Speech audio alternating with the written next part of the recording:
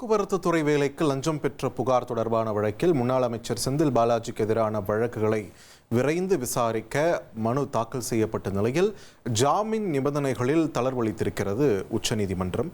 இது தொடர்பான முக்கிய செய்தியை நாம் பார்த்து வருகிறோம். கூடுதல் விவரங்களுடன் இணைகிறார் எமது செய்தியாளர் வெங்கடேசன். வணக்கம். இது சம்பந்தமான விரிவான தகவல்களை பதிவு பண்ணுங்க. வணக்கம். அதிமுக ஆட்சி காலத்தில் போக்குவரத்து துறையில் வேலை வாங்கி தருவதாக ஏற்கனவே அந்த பண மோசடி வழக்கு என்பது அமலாக்கத்துறை பதிவு செய்து முன்னாள் அமைச்சர் செந்தில் பாலாஜியை விசாரித்து வருகிறது.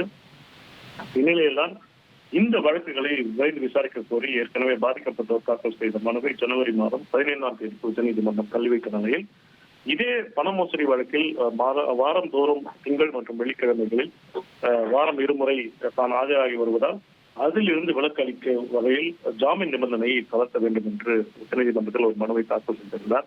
இந்த மனுவை விசாரித்த உச்சநீதிமன்ற தலைமை நீதிபதி சூரியகாந்த் தலைமையிலான அமர்வு இந்த மனுவுக்கு ஏற்கனவே அமலாக்கத்துறை ஆட்சேபம் தெரிவித்த போது இனியும் ஆஜராக வேண்டுமா என்றும், ஏற்கனவே அவர் கடந்த 1.5 ஆண்டுகளாக 31 முறைக்கும் மேற்பட்ட வகையில் 30 வாரங்களாக அவர் ஆஜராகி வருகிறார்.